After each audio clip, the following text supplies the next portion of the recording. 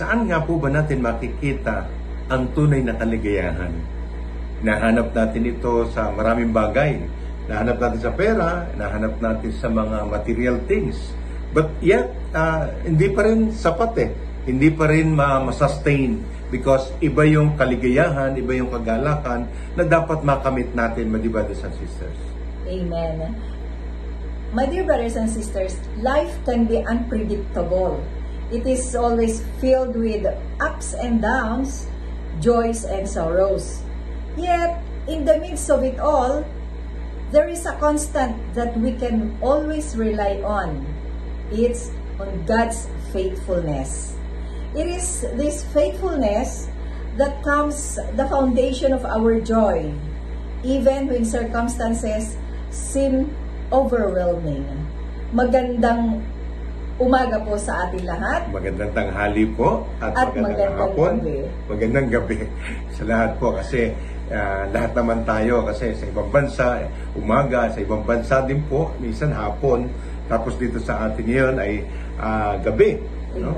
Kaya sabi nga po natin, welcome to our Love Flock, Be Inspired. This is your host, Brother Vic Cabral. And Sister Emma.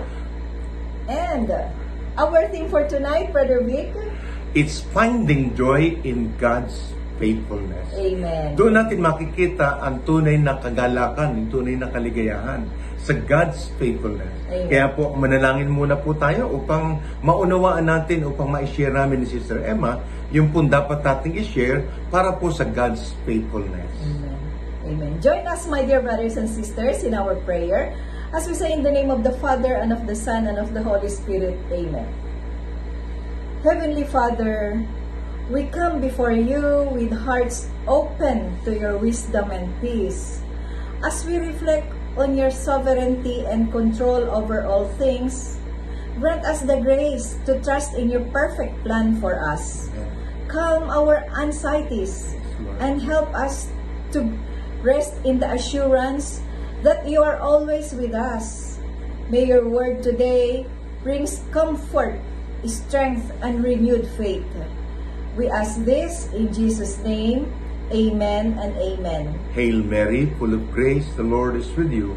Blessed are you among women, and blessed is the fruit of thy womb, Jesus. Holy Mary, Mother of God, pray for us sinners, now and at the hour of our death. Amen. Glory be to the Father, and to the Son, and to the Holy Spirit. As it was in the beginning, is now, and ever shall be, world without end. Amen. Most Sacred Heart of Jesus, have mercy on us. Immaculate Heart of Mary, pray for us. Saint Joseph, pray for us. Saint Lorenzo Ruiz, pray for us. Saint Pedro Calungsod, pray for us. In the name of the Father, and of the Son, and of the Holy Spirit.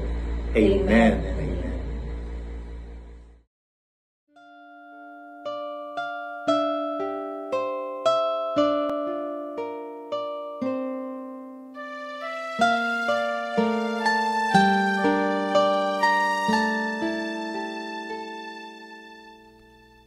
Kain mo kami patungo sa Ama, ilapit sa iyong anak na si Jesus. O Maria, ikaw ang dakilang ina, kaya't katulad ng pagbati ng mga anghel, Aba, Ginoong Maria, napupuno ka ng grasya, ang Panginoon ay sumasayo, bukod kang pinagpala sa babaeng lahat, at pinagpala naman ang iyong anak na si Jesus. Santa Maria, Ina ng Diyos, ipanalangin mo kaming makasalanan, ngayon at kung kami mamamatay.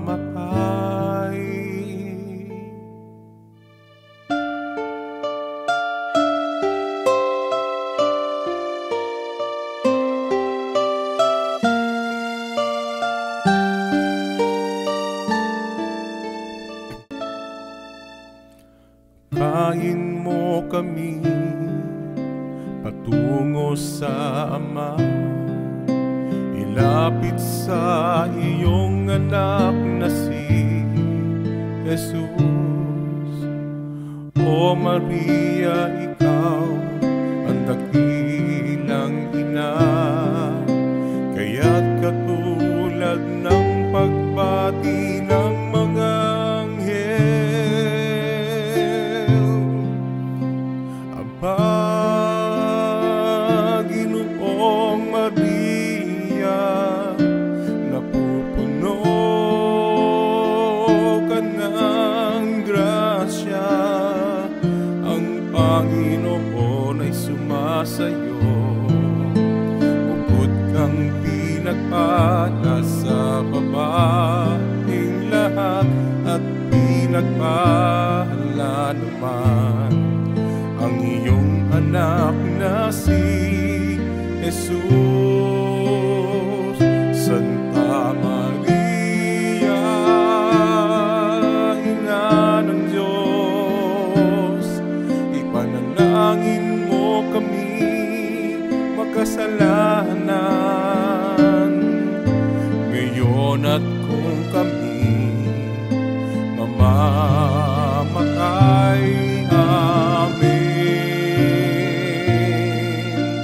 Amen. Amen.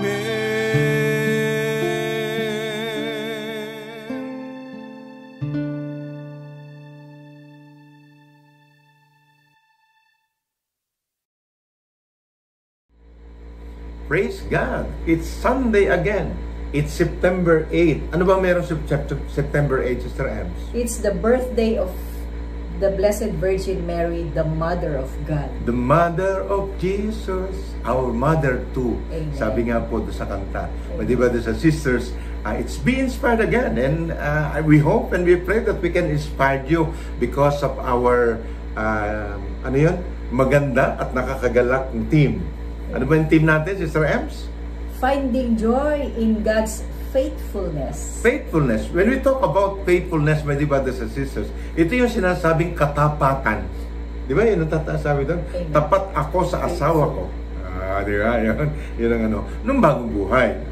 Siyempre, marami tayong hindi Pero ikukumpara natin sa katapatan ng Diyos, ay naku, my brothers and sisters, wala kang maipipintas, wala kang masasabi sa katapatan ng ating Panginoon. Amen. Maski hindi ikaw tapat, maski hindi po tayo faithful sa Kanya, ang Diyos po faithful pa rin po sa atin. Amen. Kaya nga po, ito pong gabi pong ito, yan po ang ating pagninilay-nilayan, di ba, Sister Ems? Yan yung ating, sa Bisaya, mamamalandong tayo.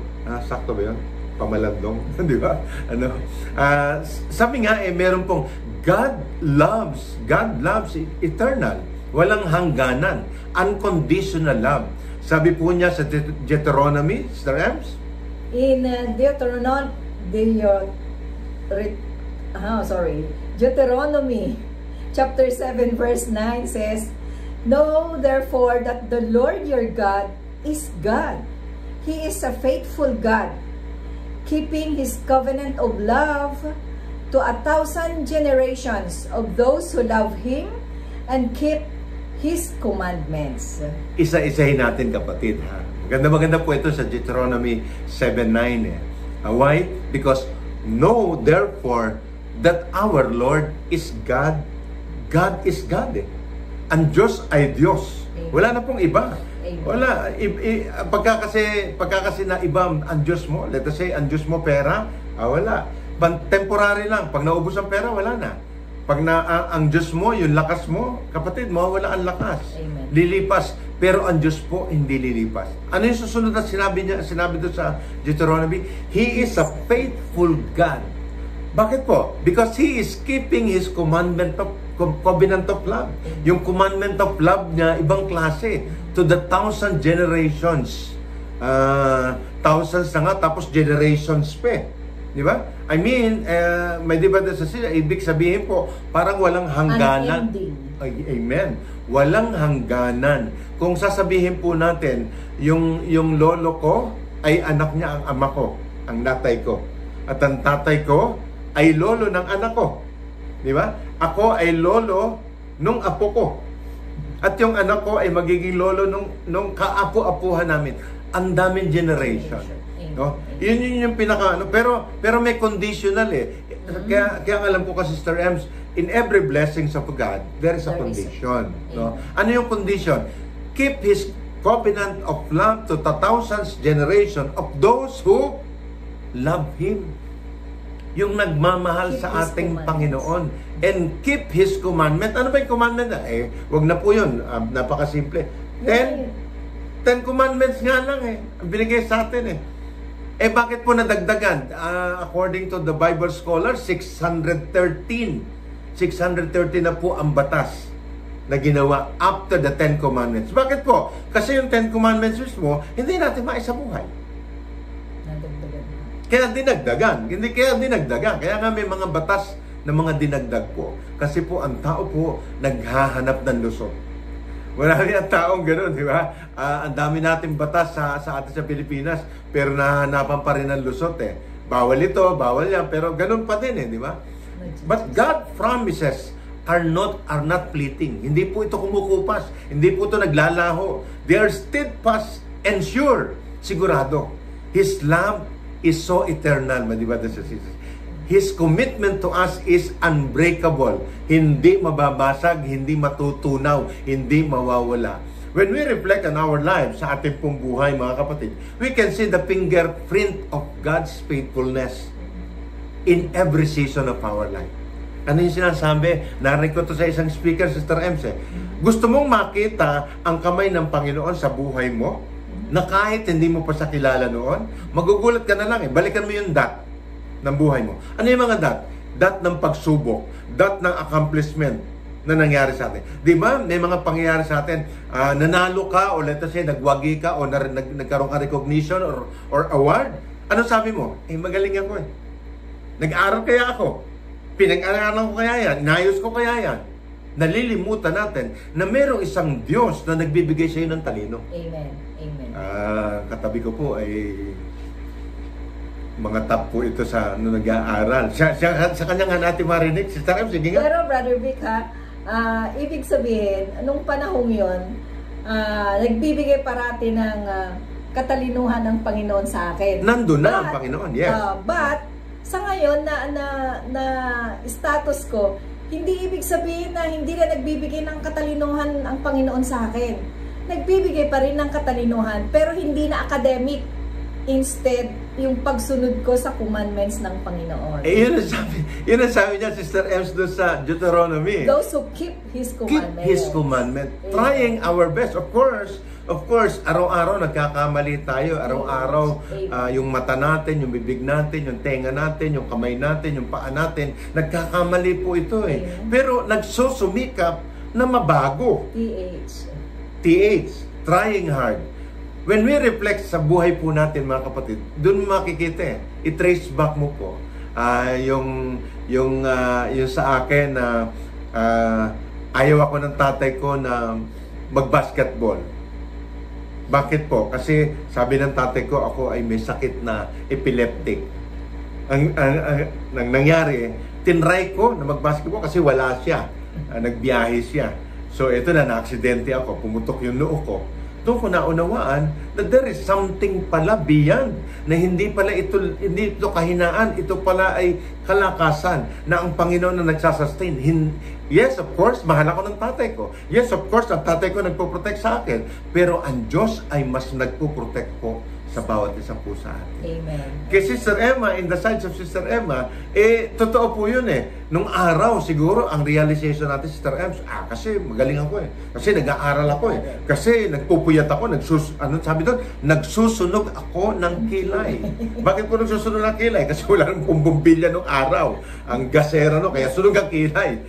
Joke lang po. Pero, may di ba sa sisters, ang appreciation ng ating pong katalinuhan na binibigay sa atin ng Diyos ay na-realize natin na ang Diyos pala unconditional ang love niya. Amen.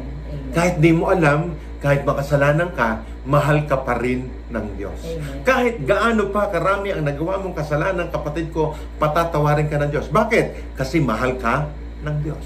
Yun yung Brother Vic, yung first topic sa LSS.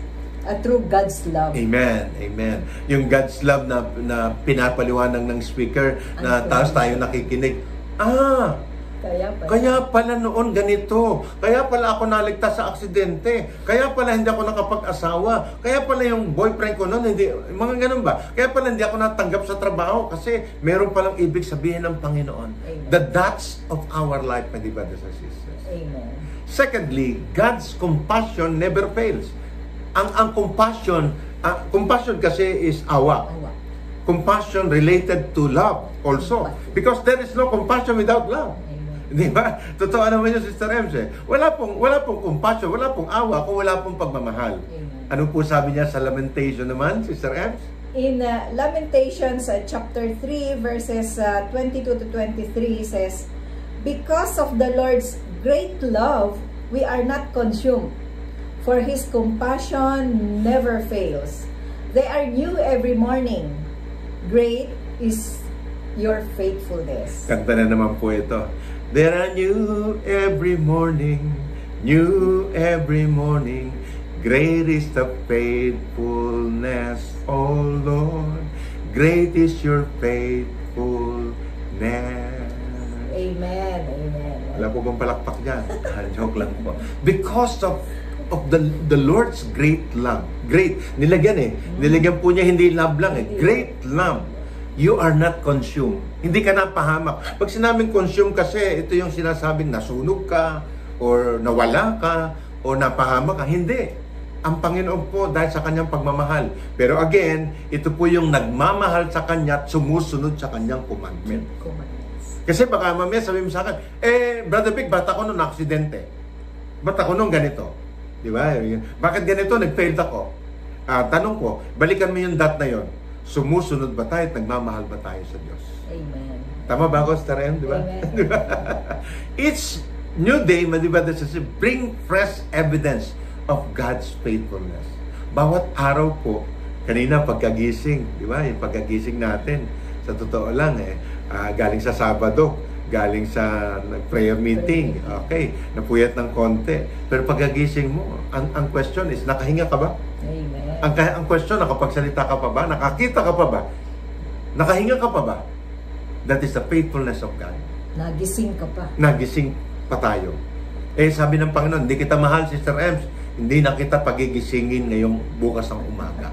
Amen. O hindi ganoon ang Panginoon Hindi ganoon ang Panginoon. Ang Panginoon ay sobrang pagmamahal sa atin. Kaya God loves me, period. Di ba? Siguro kung naaalala niyo po yan, pagka meron tayong LSS, no? No matter what challenges, my dear brothers and sisters, we face, His mercy are always available to sustain us. Amen. Giving us hope, no? Giving us hope and joy, my dear brothers and sisters. Ang pag-asa at kagalakan ay magkaakibat, magkadugtong po yan.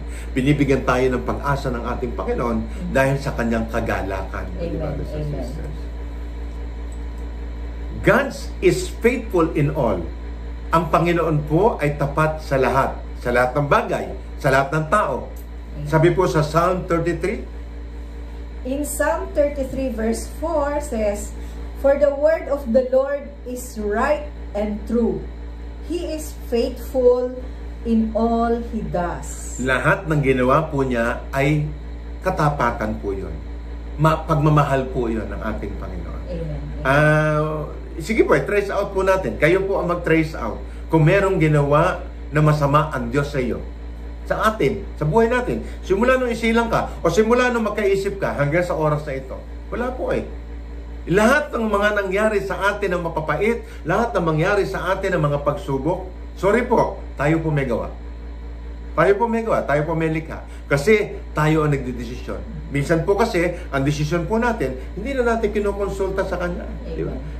Kaya kailangan po lahat ng mga plano, lahat ng desisyon natin, we need to consult God. Because mas alam ng Diyos, iniisip mo pa lang, pinaplano mo pa lang, ilalatag na ng Panginoon. Amen. Our joy is not dependent on the circumstances but on the unchanging character of God.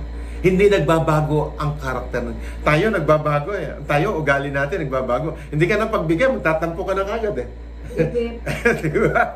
Di ba? We can find joy in the certain that God will always will always do what is right and true. Lahat naman po yung totoo at tama ang idinudulot sa atin ng ating Panginoon.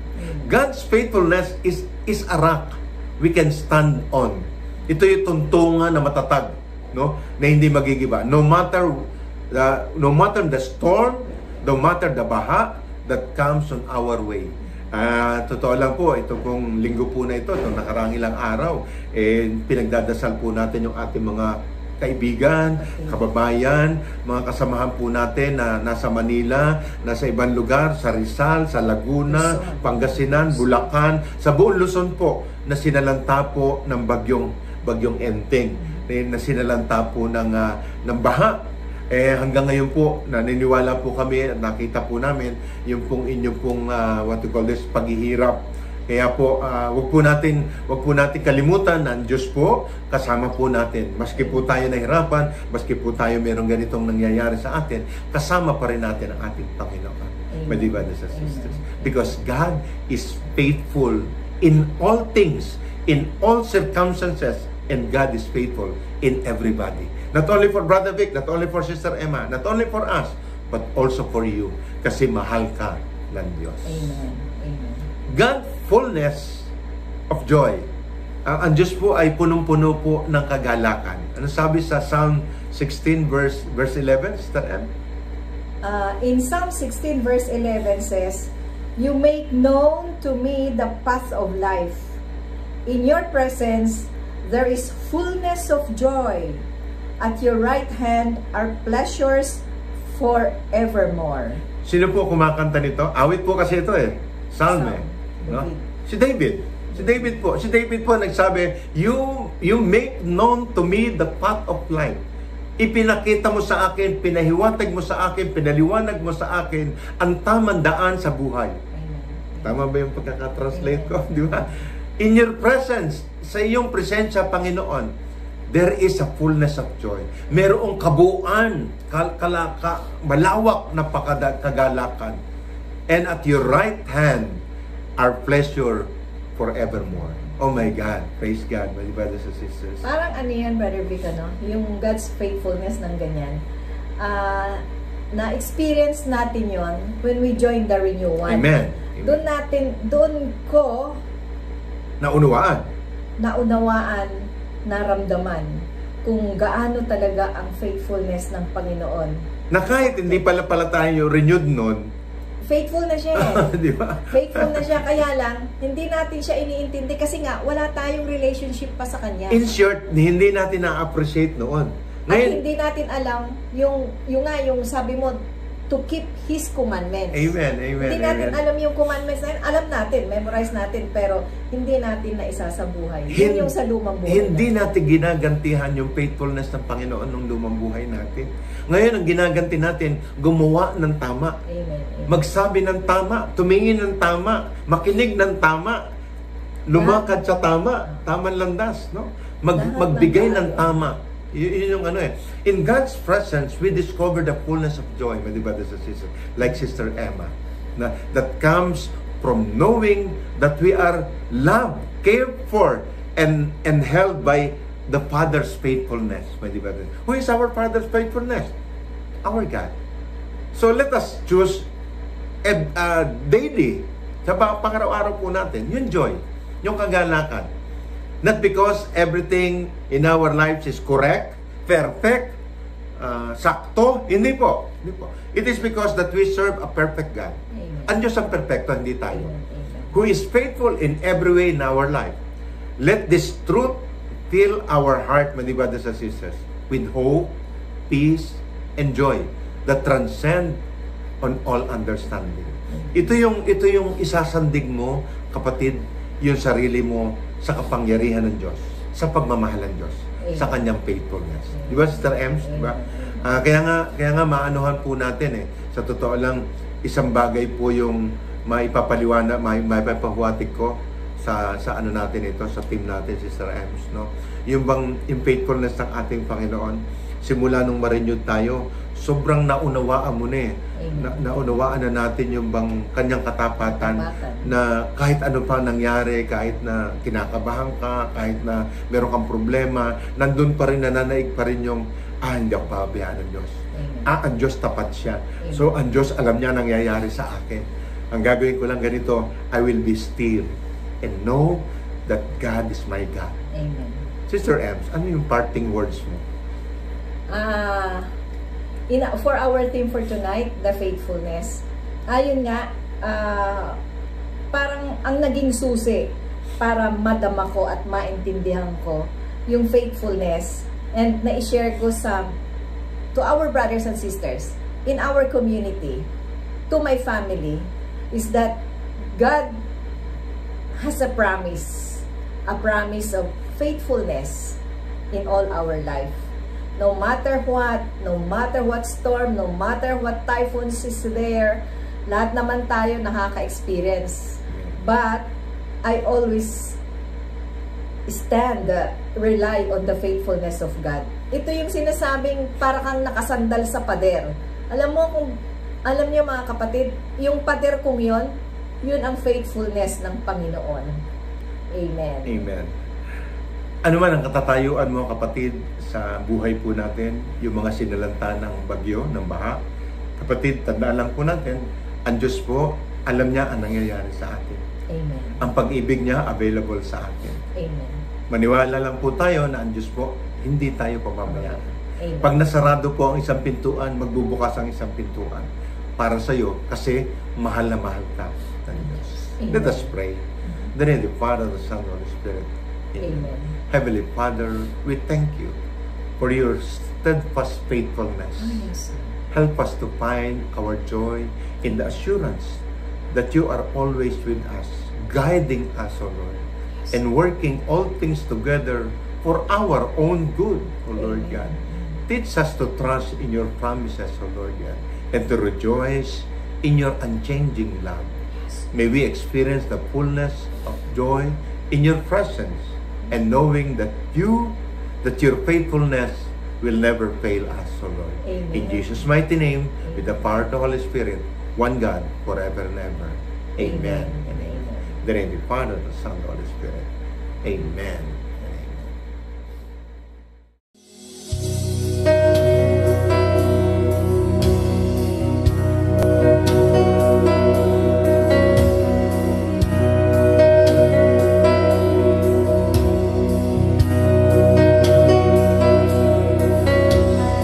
Lord of all the earth, how you care for me. You have made me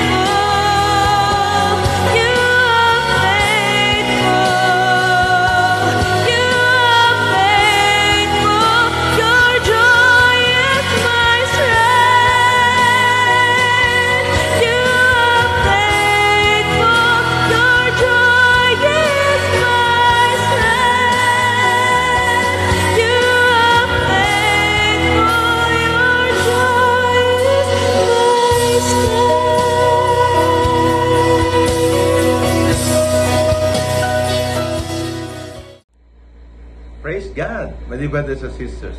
Last 2 Saturdays, we celebrate our 13th year Love Plug Cebu anniversary. No? Anong tawag doon? Faithful din yun eh. Faithful witness. Ibig sabihin, binigyan kami ng grasya ng Panginoon na maging faithful witness. Saan po? Sa goodness ng ating Panginoon. Ang ating pong community ay nagsusumikap. No? Kaya po inaanyayahan po namin ang ating po mga kapatid na hindi pa nakakaranas ng biyaya ng Panginoon, ng pag-asa ng Panginoon, ng kagalakan ng Panginoon, ng pag-ibig ng Panginoon. Why don't you try? We have our every Saturday prayer meeting, di ba? We have a praise and worship night every Saturday po. My dear brothers and sisters. So 7:30 po ito dito po sa Tanchan Hall sa SPFY Archbishop Compound dito po sa Aposalem, Cebu City. Tingnan po, subukan nyo po. Kami po, sinubukan namin 38 years ago. Praise God, 38 years po namin sinesavor yung biyaya ng faithfulness ng ating Panginoon. Amen. Marami pong salamat sa lahat ng mga sumusubaybay po. Kami po ay lagi pong masaya ni Sister Emma. Kami po ay kahit konti po nakapagbabahagi sa inyo. Nawa po, pwede nyo po kaming padala ng inyo po mga mensahe. Baka po meron kaming ma-share po sa inyo. Please do so. You can PM Sister Emma, you can PM me, brothers and sisters, so that we can share something for the greater glory of God. Amen. The Love Plug Be Inspired would like to thank God for another episode, for all our brothers and sisters, para sa iyo, para sa atin, para sa bawat pamilya po, na nawa po nakapagbigay kami ng inspirasyon sa bawat pamilya. Amen. Salamat po doon sa mga kapatid natin na sumusuporta, ating mga benefactor, monetarily, nagpapadala po sila, prayers po, nagpapadala po sila.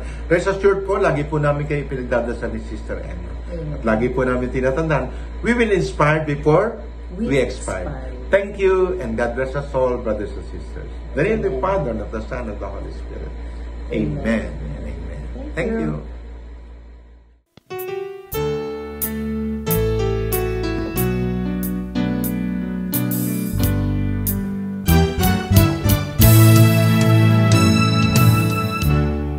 Starts with something little,